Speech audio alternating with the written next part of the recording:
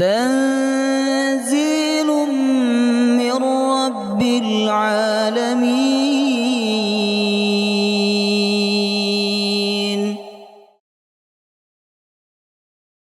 يا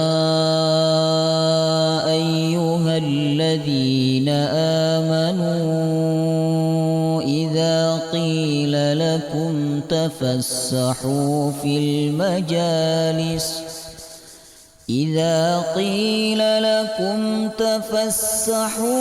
المجالس فافسحوا يفسح الله لكم وإذا قيل انشزوا فانشزوا يرفع الله الذين آمنوا منكم والذين أوتوا العلم درجات والله بما تعملون خبير.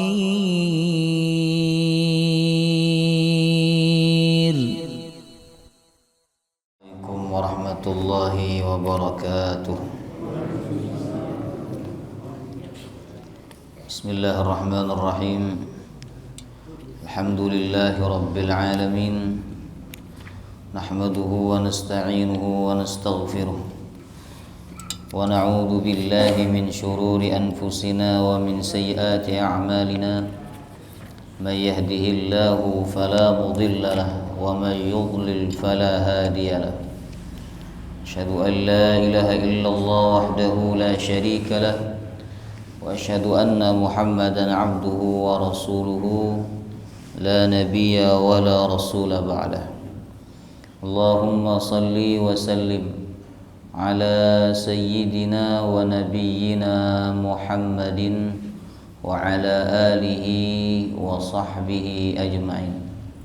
Allahumma 'allimna ma yanfa'una wanfa'na bima 'allamtana wa zidna 'ilman waj'alna minas salihin. Amin ya rabbal alamin. Alhamdulillah, segala puji bagi Allah yang memberikan nikmat kepada kita semua, sehingga dengan nikmatnya malam hari ini kita bisa berjumpa kembali di dalam majelis ilmu. Semoga duduknya kita di dalam majelis ini menjadi sebab Allah mengampuni dosa-dosa kita dan mengabulkan hajat-hajat kita. Amin ya rabbal alamin. Baik, kita lanjutkan pembahasan kitab Dalilus Sa'ilin. Pertemuan sebelumnya kita masuk tentang apa Bapak Ibu? Tentang riba. Kita sudah membahas beberapa hal tentang riba dalam kitab ini. Yang pertama yaitu pengertian riba. Riba itu secara bahasa artinya tambahan. Ya. Kemudian kita juga sudah mempelajari macam-macam riba. Secara umum riba ada dua macam. Ada riba dalam hutang piutang, yaitu meminjam 1 juta tapi diakadkan kembalinya lebih dari 1 juta. Itu riba. Ribanya yang mana? Lebihnya. Adapun uang pokok maka tidak termasuk riba. Kemudian ada riba dalam jual beli, menukar dua barang yang sama tetapi jumlahnya berbeda. Jamaah rahimakumullah.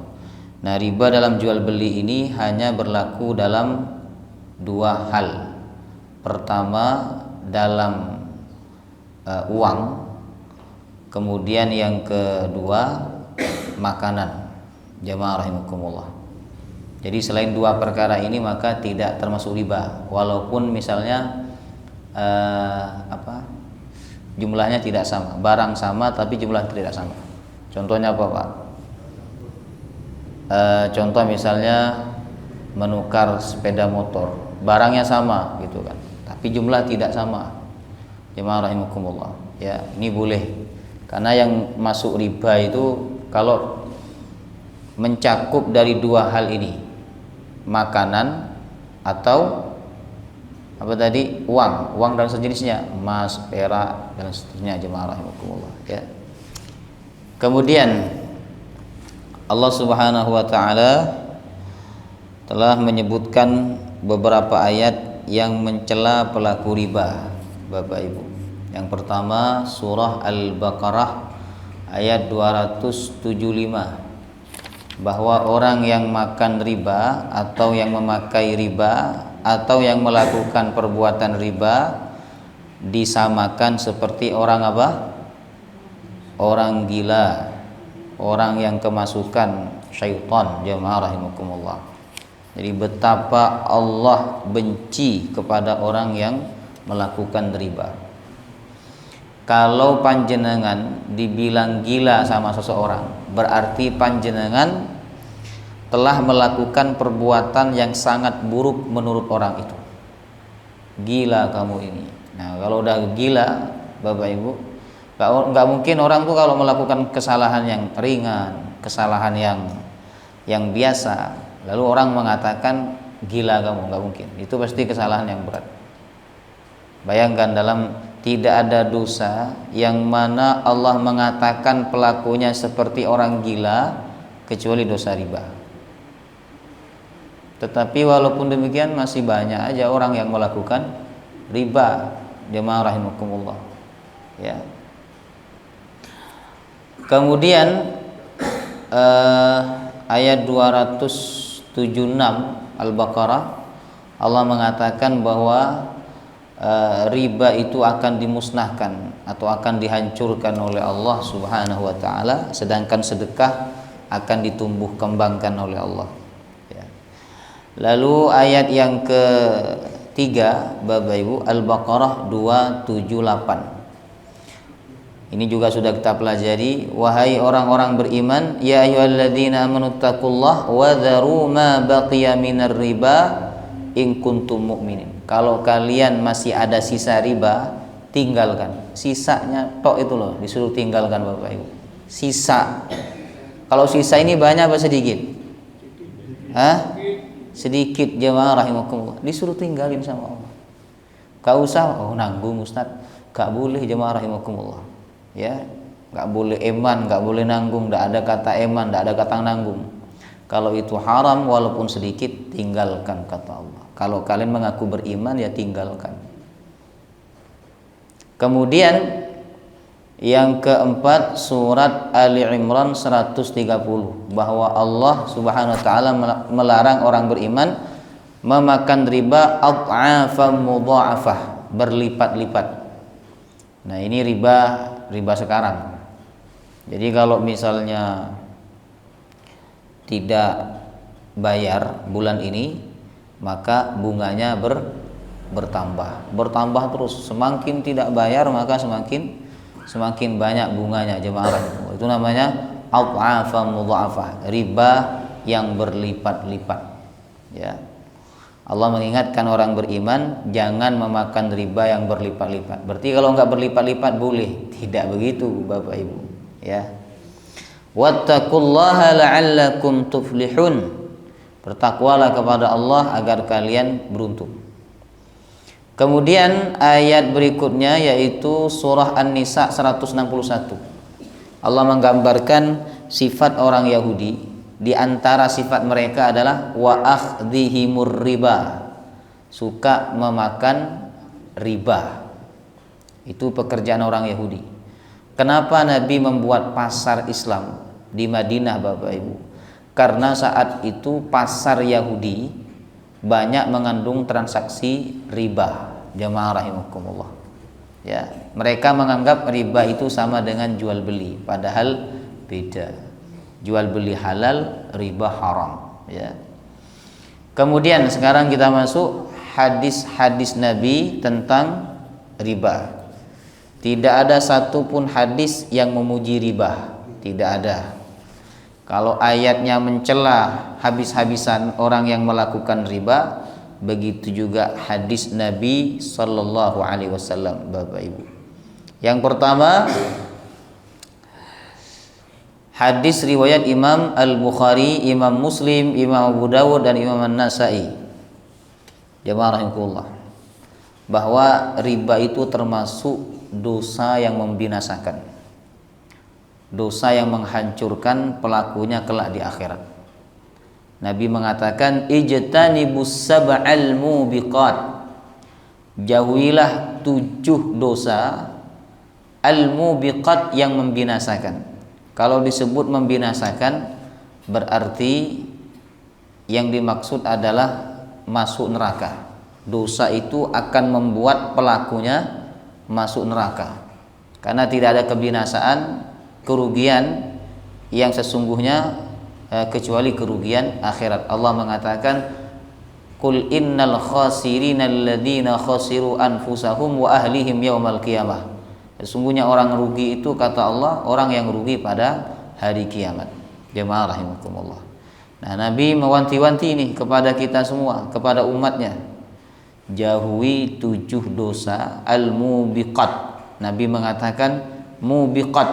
Mubiqat ini pelakunya akan hancur sehancur-hancurnya, ya, akan binasa sedahsyat-dahsyatnya. Bapak Ibu jemaah rahimakumullah, apa saja 7 perkara dari dosa yang membinasakan itu? Kemudian sahabat bertanya ke Rasulullah, wa ma hunna ya Rasulullah, apa itu hai Rasulullah? Rasulullah menjawab, yang pertama asyirku billah, syirik. Ini dosa yang paling besar di antara dosa besar, Bapak Ibu. Karena orang yang mati dalam keadaan berbuat syirik, maka dia tidak akan mendapatkan ampunan Allah. Innallaha la yaghfiru ay yushraka bihi wa yaghfiru ma duna dzalika liman yasha. Allah tidak akan mengampuni orang yang berbuat syirik, dan Allah akan mengampuni dosa selain itu. Maksudnya ini kalau mati dalam keadaan syirik, jemaah rahimakumullah. Makanya yang masih ada benda-benda syirik di dalam rumah, keluarkan. Bapak Ibu masih punya jimat. Jimat buat apa? Supaya orang jatuh cinta kepadanya. Jimat supaya lancar rezekinya. Jimat supaya orang suka kepadanya. Itu syirik, jemaah rahimakumullah. Ya. Jimat supaya teman-temannya suka kepadanya, itu termasuk syirik, Bapak Ibu. Tapi sekarang ini ada jimat di mana orang akan suka kepada kita semua. Apa? Duit. Kalau kita punya duit, siapa yang tidak suka? Jemaah rahimakumullah, ya. Baik Bapak Ibu, jadi syirik ini termasuk dosa yang akan menjebloskan pelakunya ke dalam neraka. Yang kedua, was-sihru, sihir, perdukunan. Ya, kalau disebut sihir, perdukunan, ini berarti ada kaitan dengan jin. Karena para dukun, para ahli sihir, mereka bekerja sama dengan jin. Jamaah rahimakumullah. Ya, maka jangan bermain dukun, Bapak Ibu. Datang ke dukun saja, datang tidak membenarkan, sholatnya selama 40 hari nggak diterima sama Allah. Jadi 40 hari dia sholat yang lalu, ya, selama 40 hari kemarin itu dihapus pahalanya sama Allah, nggak diterima. Datang tok, Bapak Ibu. Ya, mungkin panjenengan nganter orang, ya kan, datang ke dukun misalnya, jangan ikut datang ke situ, cuman nganter tok, 40 hari sholat nggak diterima. Kalau dia datang dan membenarkan, maka dia telah syirik, kata Nabi Sallallahu Alaihi Wasallam. Ya, orang kalau main dukun hidupnya bukan semakin baik, semakin ruwet. Karena setan itu akan semakin mempermainkan dia supaya hatinya takut. Ya kan, kamu harus melakukan ini, kalau enggak kamu nanti akan begini. Ini dilakukan sama dia. Nanti ada syarat lagi begini dan seterusnya. Jemaah rahimakumullah, setiap hari dia dihantui oleh rasa takut. Tapi kalau orang itu bergantung kepada Allah, maka setan tidak berkutik untuk menggodanya dan untuk mempengaruhinya, ya. Kemudian yang ketiga, termasuk dosa yang membinasakan adalah yang kedua tadi, sihir. Jadi banyak orang karena main dukun hidupnya binasa, hidupnya rugi. Jemaah rahimakumullah, ya kan? Wa qatlun nafsil lati harramallahu illa bil haq, membunuh membunuh tanpa alasan yang dibenarkan. Berarti ada membunuh yang dibenarkan. Apa membunuh yang dibenarkan itu? Yaitu membunuh orang yang membunuh keluarga, jemaah rahimakumullah. Dan ini namanya hukum kisos, Bapak Ibu. Pembunuhan dibalas dengan pembunuhan, tetapi yang melakukan adalah pemerintah Islam. Kemudian termasuk pembunuhan yang dibenarkan adalah orang tua yang berzina.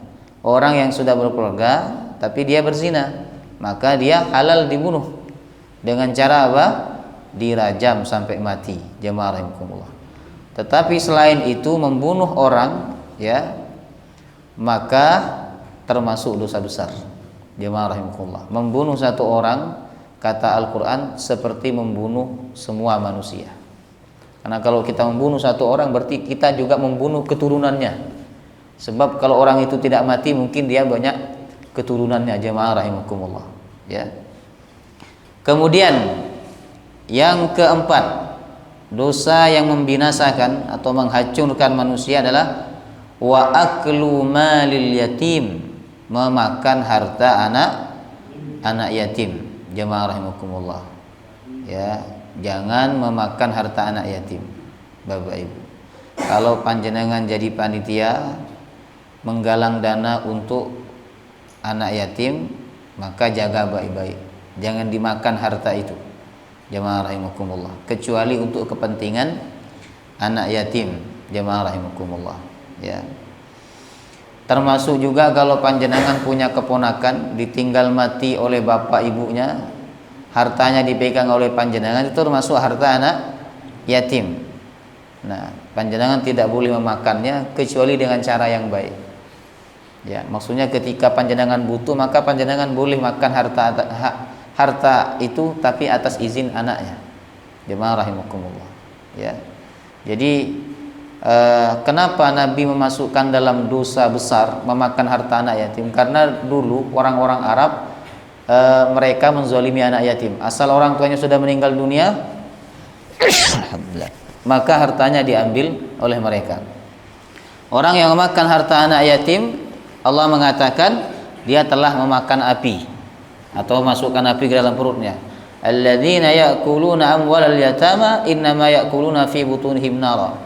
Orang-orang yang memakan harta anak yatim sungguhnya dia telah memakan api di dalam perutnya. Jadi dia memasukkan api ke dalam perutnya karena nanti perutnya besar isinya api. Jemaah rahimakumullah. Berarti dia makan harta anak yatim, Bapak Ibu. Ya.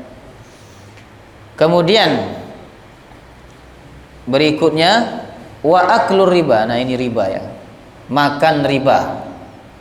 Jadi termasuk dosa besar yang membinasakan pelakunya yaitu wa aklur riba, makan riba, jamaah rahimakumullah, ya. Nanti bagaimana Allah membinasakan orang yang makan riba ada di hadis berikutnya, Bapak Ibu, ya. Kemudian wa tawalli yaumaz zahab, lari dari peperangan padahal musuh sudah di depan, tapi dia ketika melihat musuh jumlahnya besar dia lari, maka dia termasuk melakukan dosa besar, ya. Wa qadhful muhsanatil ghafilatil mu'minat, menuduh wanita baik-baik berzina, ya. Suami menuduh istrinya berzina padahal istrinya wanita baik-baik, ini termasuk dosa besar, ya. Jemaah rahimakumullah, karena menuduh orang berzina itu telah melukai kehormatan orang lain, Bapak Ibu, ya. Kemudian jadi bahaya riba yang pertama adalah riba digolongkan oleh Nabi sebagai dosa yang besar yang menghancurkan dan membinasakan pelakunya. Kemudian hadis yang kedua, bahwa pelaku riba, Bapak Ibu, akan berenang di lautan darah atau di sungai darah kelak pada hari kiamat. Jemaah rahimakumullah, ya. Lalu di tepi sungai itu ada malaikat yang melempari dia dengan batu, ya. Sebagaimana hadis yang diriwayatkan oleh Imam Al-Bukhari, Nabi berkata, "Ra'aitul laila, aku pernah bermimpi," kata Nabi, pada suatu malam. Biasa Nabi memang memperhatikan mimpi, ya, Bapak Ibu. Setelah sholat subuh biasanya Nabi bertanya, siapakah di antara kalian yang bermimpi? Aku akan tafsirkan mimpi kalian. Kalau sahabat tidak ada yang bercerita mimpi mereka, maka Nabi yang bercerita mimpinya sendiri. Kenapa Nabi bertanya tentang mimpi setelah subuh? Karena masih baru, jamaah rahimakumullah. Kemudian kondisi jiwa lagi tenang, sehingga penafsiran mimpi saat itu insya Allah termasuk penafsiran yang benar, Bapak Ibu. Ya, begitu juga kalau setelah subuh orang masih ingat akan mimpinya, jamaah rahimakumullah. Nabi bercerita, aku pernah bermimpi, kata Nabi, melihat dua orang laki-laki dalam mimpiku datang kepadaku, lalu keduanya fa akhrajani ila ardin muqaddasah, keduanya membawa aku ke tempat yang suci. Fantalaqna, lalu kami meninggalkan tempat itu, hatta ataina ala naharin min damin, kami menuju ke suatu tempat di mana di tempat itu ada sungai, airnya darah, sungai darah, jemaah rahimakumullah. Kemudian fihi rajulun qaimun, di sungai itu ada seorang laki-laki qaimun yang berdiri, jemaah rahimakumullah. Wa ala wasatin nahar rajulun baina yadayhi hijaratun, dan di tepi sungai itu, jemaah rahimakumullah, ada seorang laki-laki yang di depannya ada batu. Di depan laki-laki itu ada batu. Fa aqbalar rajul alladhi fin nahar, maka laki-laki yang ada di dalam sungai itu akbal, ya, berhadapan dengan laki-laki yang ada di tepi sungai. Fa idza arada ar-rajul ay yakhruja ramar rajul bihajarin fihi faraddahu haitsu kana. Ketika laki-laki yang ada di sungai ini ingin keluar dari sungai, maka laki-laki yang ada di tepi sungai itu akan melempar dia dengan batu sehingga dia kembali lagi ke sungai, jemaah rahimakumullah. Ya. Setiap kali dia ingin keluar dari sungai itu, maka laki-laki itu akan melempar dia dengan sungai. Kemudian Nabi SAW bertanya kepada malaikat Jibril, kepada malaikat yang datang di dalam mimpi Nabi itu, siapa mereka ini? Kata dua malaikat itu, alladzi ra'aitahu fin nahar akilur riba, yang kamu lihat di sungai darah itu adalah orang yang makan riba, jamaah rahimakumullah, Bapak Ibu. Ya. Jadi orang yang makan riba kelak pada hari kiamat dia akan berada di sungai darah. Kita ini Pak, kalau kena darah aja jijik ya, kena darah baju kita atau badan kita. Bagaimana kalau kita berada di sungai darah, jemaah rahimakumullah. Ya. Kemudian ada malaikat yang melempar kita dengan batu di sungai itu, jemaah rahimakumullah. Apa dosa yang kita lakukan? Akilur riba, makan riba. Nauzubillah min zalik. Jadi Allah betul-betul menghinakan orang yang makan riba, jemaah rahimakumullah. Ya, direndam di sungai darah, Bapak Ibu. Ya, dan tidak boleh keluar dari sungai itu, jemaah rahimakumullah. Kenapa sungai darah? Kenapa tidak sungai yang panas gitu kan? Kenapa darah? Darah ini berkaitan dengan apa? Dengan manusia, jemaah rahimakumullah. Bahwa orang yang melakukan riba itu dia telah memeras, dia telah menzolimi, dia telah menyusahkan manusia, sehingga seakan-akan dia sedang memakan darah orang lain. Makanya ketika di akhirat orang yang makan riba, Allah tempatkan dia di sungai darah. Auzubillah min zalik, Bapak Ibu. Ya. Kemudian hadis ini kata ulama menunjukkan bahwa mimpi para nabi itu mimpi yang benar. Ya, kalau tidak benar tidak mungkin diceritakan oleh Nabi sallallahu alaihi wasallam. Sedangkan mimpi kita, Bapak Ibu, ada dua kemungkinan.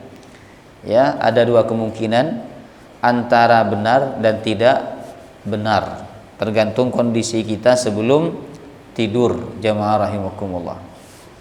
Baik, hadis berikutnya riwayat Imam Al-Bukhari dan Imam Abu Daud. Nabi SAW bersabda, la'anan nabiyyu sallallahu alaihi wasallam al-washimah wal mustawshimah wa akilar riba wa mukilahu wa naha an thamanil kalbi wa kasbil baghiyyi wa la'anal musawwirin. Nabi melaknat. Nah, ada beberapa orang yang dilaknat oleh Nabi. Berarti kalau Nabi melaknat itu maknanya apa? Nabi mendoakan dia jauh dari rahmat Allah, enggak dapat surga, enggak dapat ridho Allah, enggak dapat ampunan Allah. Jemaah rahimakumullah. Berbeda dengan laknat Allah. Kalau Allah yang melaknat berarti orang tersebut akan masuk neraka, Bapak Ibu. Siapa yang didoakan oleh Nabi jauh dari rahmat Allah? Yang pertama, al-washimah wal mustawshimah. Orang yang meminta, al-washimah ini orang yang mentato dan orang yang minta ditato. Ya. Haram Bapak Ibu hukumnya. Termasuk dosa besar adalah pakai tato. Jemaah rahimakumullah. Ya. Nah, ini tentu yang dimaksud oleh Nabi adalah washima itu yang disetrika itu, jemaah rahimakumullah, sehingga menjadi permanen di badannya. Bagaimana kalau dia sudah bertaubat kepada Allah? Apakah tatonya wajib dihapus? Wajib. Tapi kalau dihapus nanti akan menyakiti badannya dia, ya kan? Nah, maka kata ulama dihapus sebisa mungkin. Kalau nggak bisa bagaimana? Karena akan menyakiti badannya, melukai badannya, maka dibiarkan begitu saja, tidak apa-apa, Bapak Ibu. Ya, jadi jangan pakai tato. Tapi di sini insyaallah nggak ada yang pakai tato, ge. Ya, tidak ada yang pakai tato di sini insyaallah. Kemudian yang dilaknat lagi yang kedua adalah wa akilar riba wa mukilahu, orang yang makan riba dan orang yang menjadi wakilnya. Jadi wakilnya tok loh, kan nggak makan lek wakil itu. Kalau wakil kan tidak ikut makan, tidak ikut menikmati. Itu juga dilaknat oleh Nabi sallallahu alaihi wasallam, Bapak Ibu. Ya. Wa naha an thamanil kalbi. Nabi sallallahu alaihi wasallam melarang untuk memakan hasil keuntungan dari anjing. Jadi Nabi melarang jual beli anjing, jemaah rahimakumullah. Ya. Kemudian wa kasbil baghiyyi, dan Nabi juga melarang hasil dari melacur.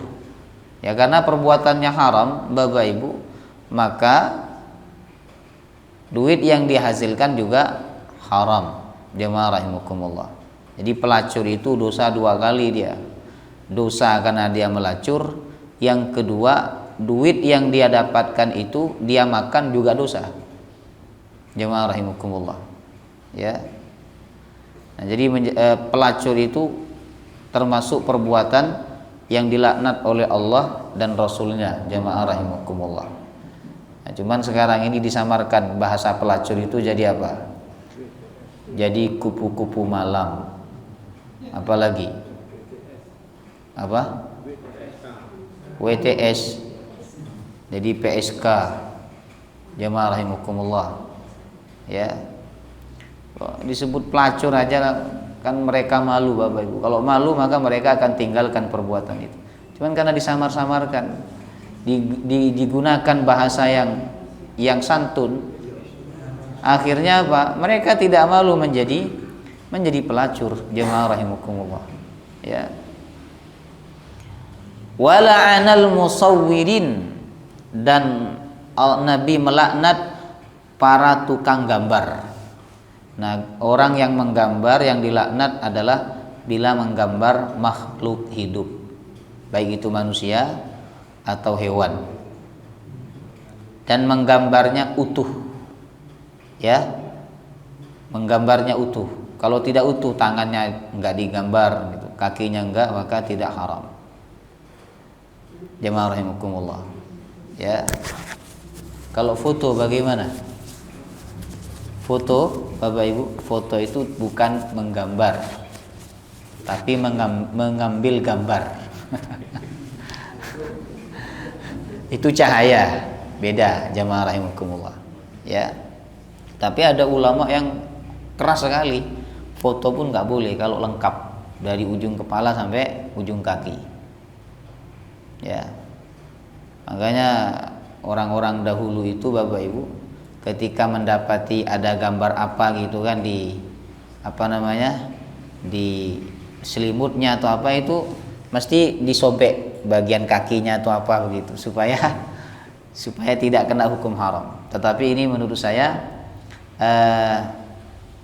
berlebih-lebihan, jemaah rahimakumullah, ya kan? Karena apa? Karena yang dimaksud gambar di sini adalah gambar yang sekiranya nanti akan dibangkitkan sama Allah, dan dia akan menuntut orang yang menggambarnya. Jadi makhluk hidup, Bapak Ibu, makhluk hidup yang lengkap, ada matanya, ada. Tapi kan kalau gambar burung, jemaah rahimakumullah, biasanya kan tidak ada matanya. Ini tidak masalah, Bapak Ibu, ya. Ada juga ulama mengatakan yang tidak boleh itu adalah 4 dimensi, ya, seperti patung.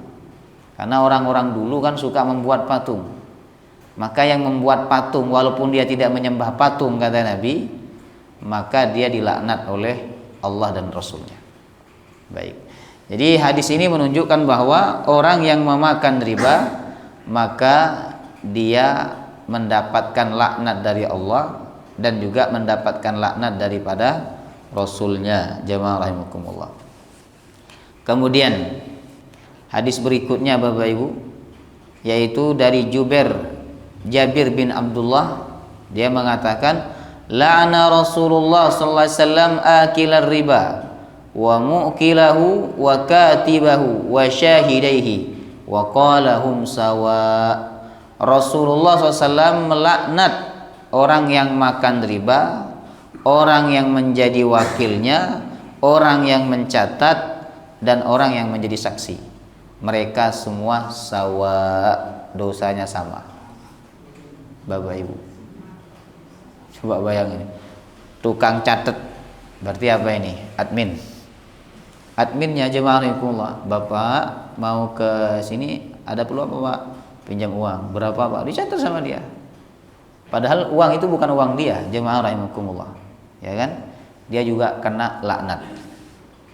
Kemudian saksi, karena orang dulu kalau minjam sesuatu pasti mendatangkan saksi. Kalau sekarang bukan saksi tapi materai, berarti materainya juga kena laknat, jemaah rahimakumullah, ya. Kemudian yang menjadi wakil, Bapak Ibu, jadi semuanya sama, ya, kata Nabi, sama-sama dilaknat oleh Allah dan Rasulnya, jemaah rahimakumullah, ya. Ini saking jeleknya riba, Bapak Ibu. Kemudian ada di hadis lain tambahan yang tidak disebutkan dalam hadis ini, jemaah rahimakumullah, tentang bahaya riba, bahwa orang yang memakan riba, Bapak Ibu, dosanya lebih besar daripada zina, ya, asyaddu minaz zina. Nabi mengatakan dirhamu riban ya'kulur rajul wa huwa ya'lam asyaddu min sittati wa thalathina zanyah. 1 dirham. Nah, 1 dirham ini, ya, biasanya orang Arab kalau beli kambing itu dulu, Bapak Ibu, ya 1 dirham. Jadi 1 dirham ini kira-kira ada yang mengatakan ya senilai 1 ekor kambing. Ada yang mengatakan 1 dirham ini lebih kurang daripada itu. Ada yang mengatakan 1 dirham ini 5.000, jamaah rahimakumullah. Tapi tergantung dirham negara mana. Baik, 1 dirham artinya harta yang sedikit dan dia tahu itu riba, lalu dia gunakan, dia makan, dia pakai, ya, maka dosanya lebih berat daripada berzina sebanyak 36 kali. Jemaah rahimakumullah. Kalau ada orang cerita, "Pak, saya ini berzina 36 kali." Jangan respect nggak sama orang itu. Respect nama badan? Tidak. Jangan merasa, "Oh, kok kotor sekali sih orang itu sampai berzina 36 kali."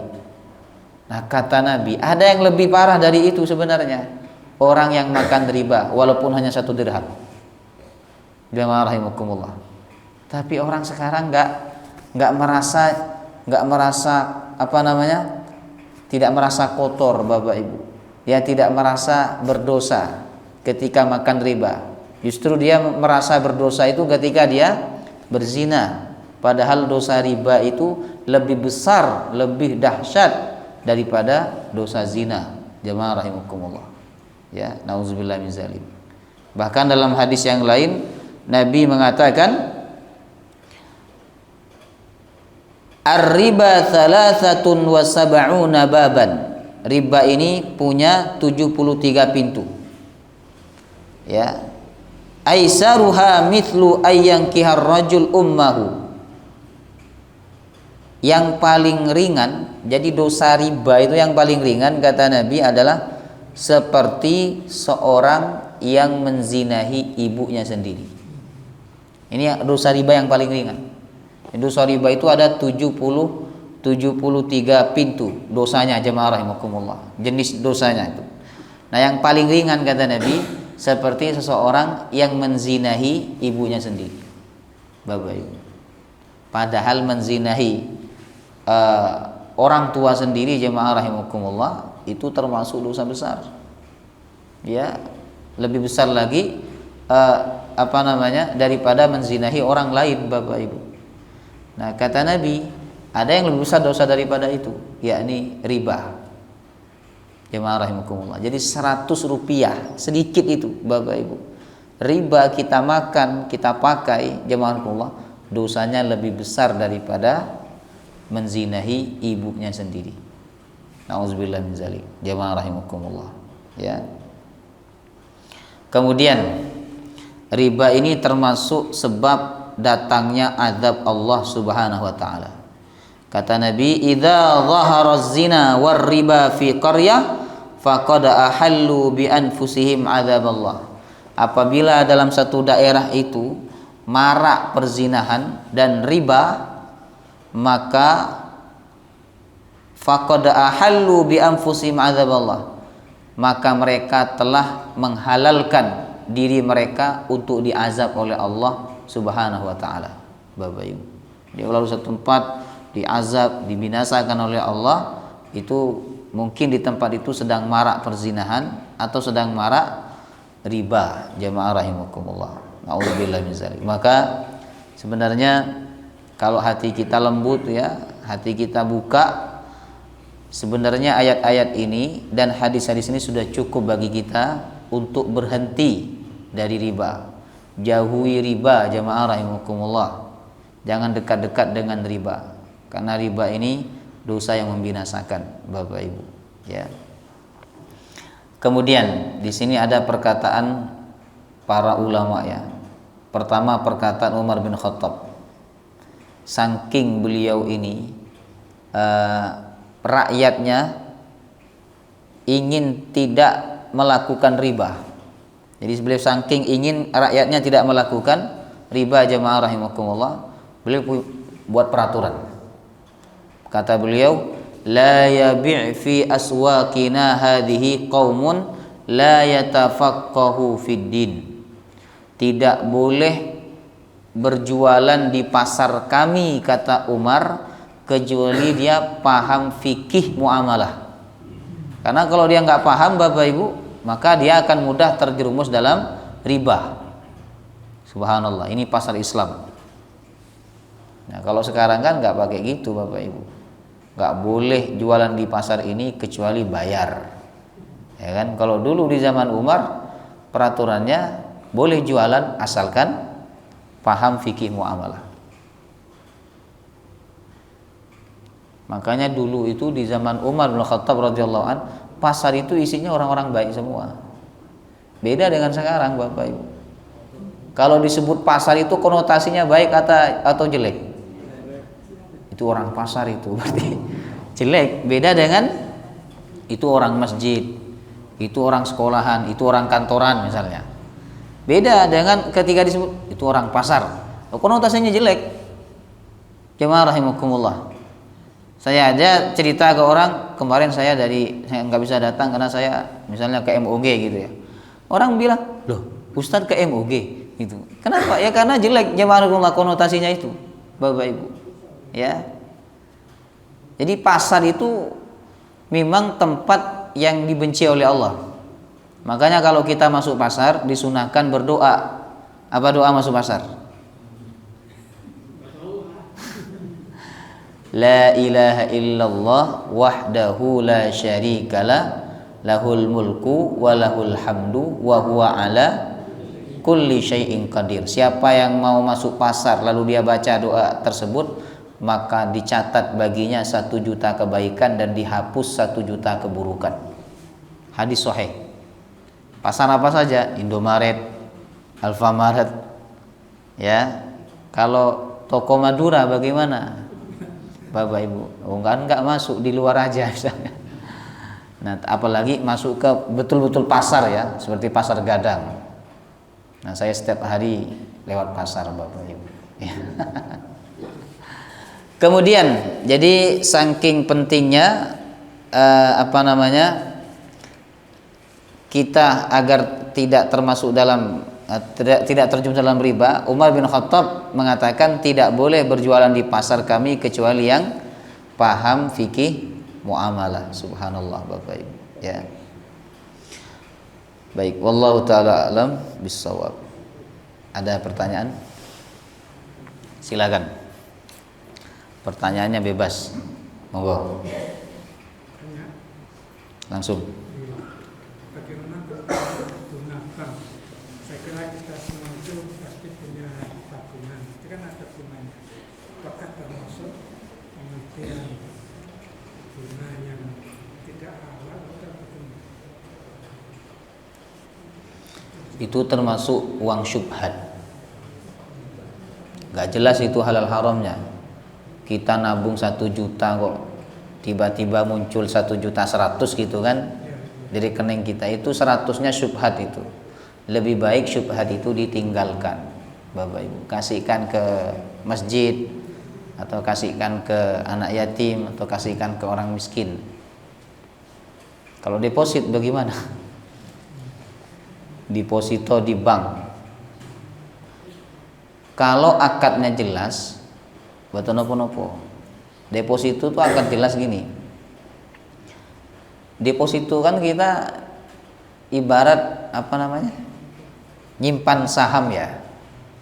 Jadi kata bank keuntungan 60-40, 60 kami, 40 panjenengan. Dari mana itu? Dari hasil. Ini nggak apa-apa. Lah sekarang deposito itu kan sudah ditentukan. Kamu per bulan dapat berapa? Sudah atau belum? Sudah atau tidak? Sudah, jemaah rahimakumullah.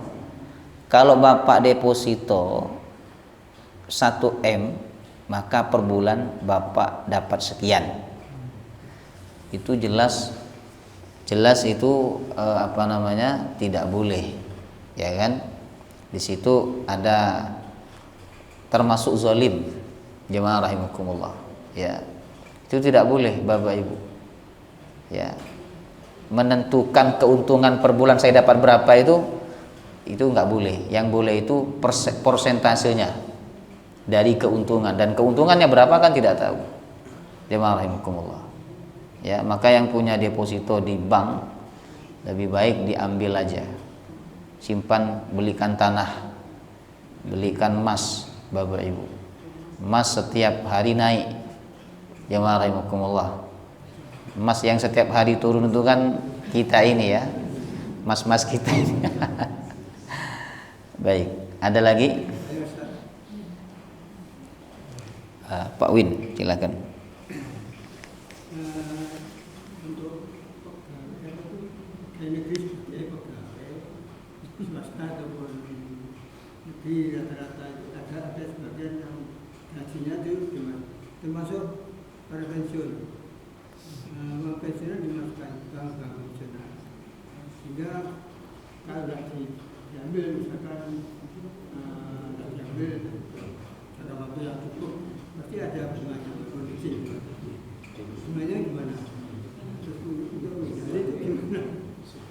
Terus yang kedua, ada jual beli barang, tapi di situ dari penjual membuat dua harga.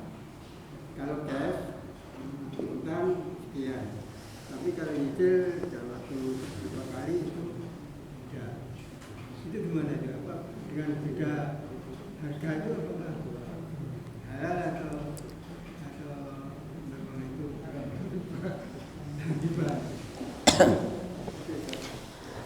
Yang pertama tadi sama dengan Pak Nasir ya, tapi cara menghindarinya ya diambil duitnya taruh di bank syariah. Kalau di bank syariah nggak ada bunga, jadi jangan naruh 1 juta gitu ya utuh 1 juta. Ini sepengalaman saya Bapak Ibu, saya ngecek kok nggak nambah-nambah duit saya. Jadi bank syariah itu akadnya wadiah, titipan ya, jemaah rahimakumullah, nggak nambah. Kalau berkurang iya, karena ada biaya kartu, kan ini hal yang wajar ya.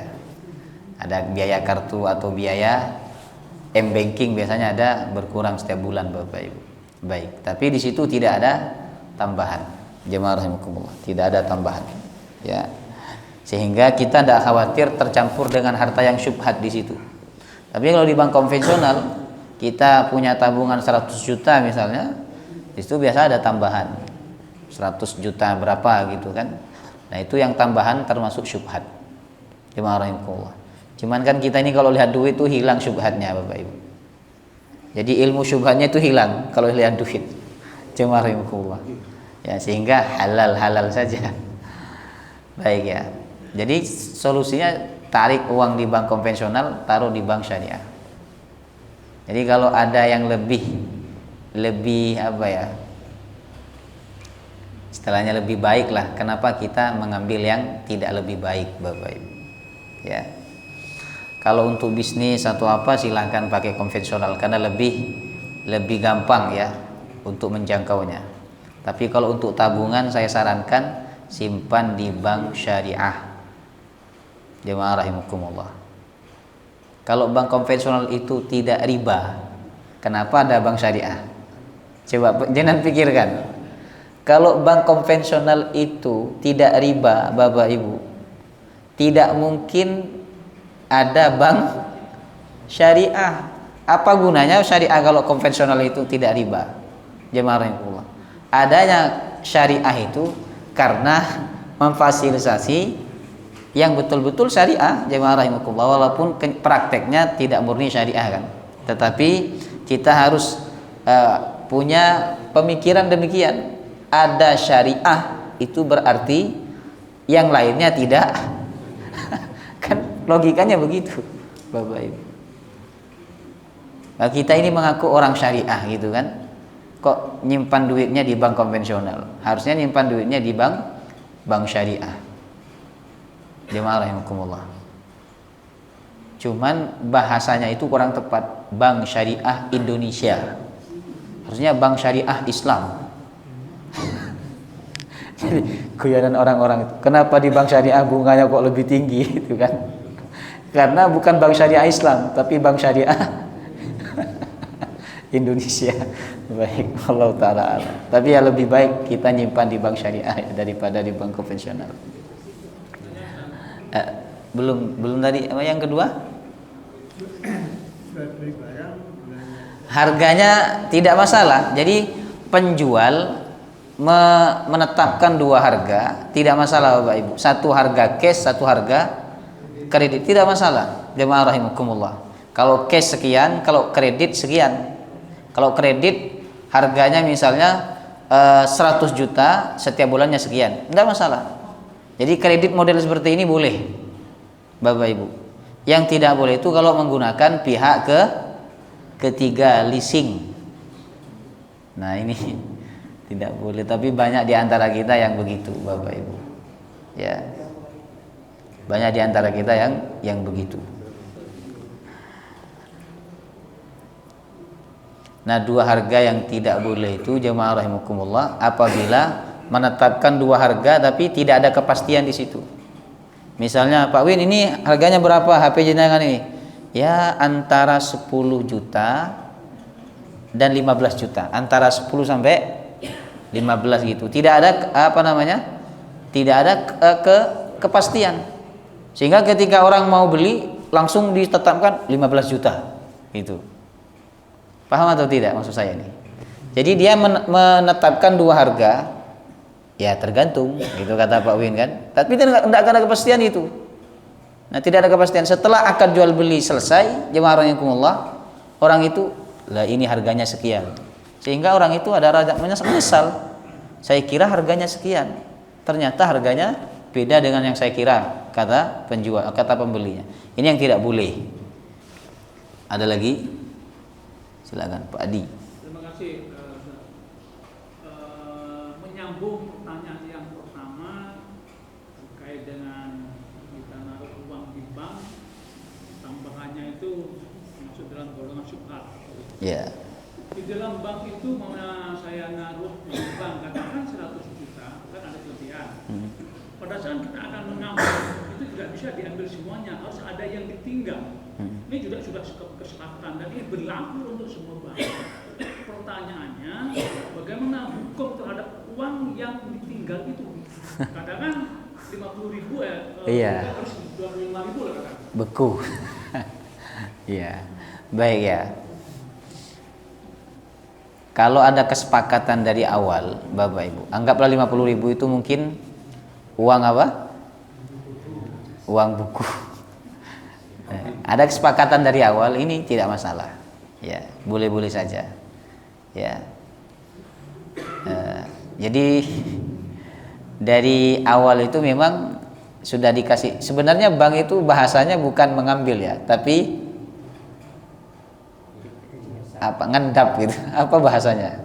Jadi tetap ada di m-banking kita itu tetap tertulis segitu. Cuma tidak bisa itulah salah satu triknya bank. Jemaah rahimakumullah. Cuman data itu tetap ada, jemaah rahimakumullah. Ya, jadi kalau panjang punya uang di bank 100 juta 50.000, ya kan? Yang 100 juta bisa diambil, yang 50.000-nya ini nggak bisa. Cuman tetap tercantum di di datanya. Jemaah di nominalnya jemaah rahimakumullah. Ya. Itu boleh-boleh saja ya karena ada kesepakatan dari awal, Bapak Ibu. Ya, ada kesepakatan. Baik ya. Ada lagi? Ya. Pak Hudari mau tanya apa aja?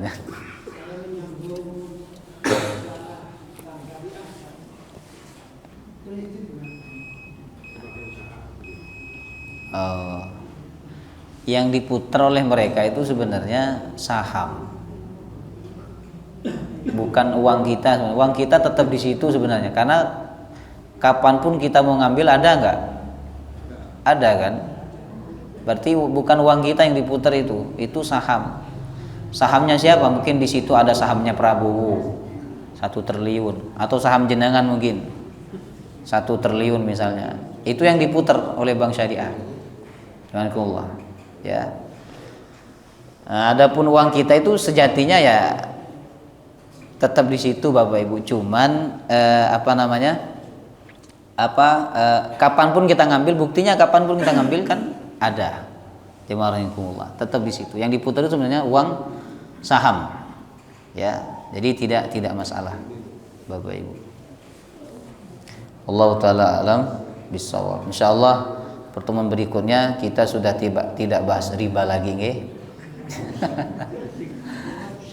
Karena bahas riba ini aduh pusing. Sebab saya pelakunya. Baik, insyaallah berikutnya nanti kita akan berpindah ke pembahasan yang lain. Subhanakallahumma wa bihamdika asyhadu an la ilaha illa anta astaghfiruka wa atubu ilaik. Assalamualaikum warahmatullahi wabarakatuh.